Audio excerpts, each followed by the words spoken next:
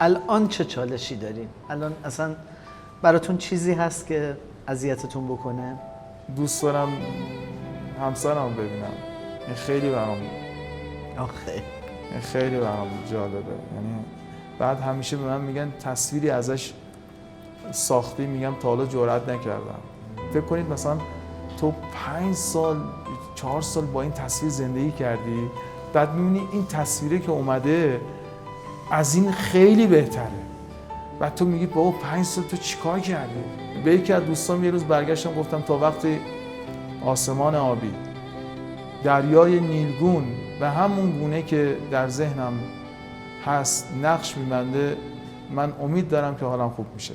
هر موقع که اینا از بین بره یعنی دیگه تاریکی بر من رسوخ کرده و در جان و پوست من رفته و من یعنی عملا دیگه باورم رو از دست دادم.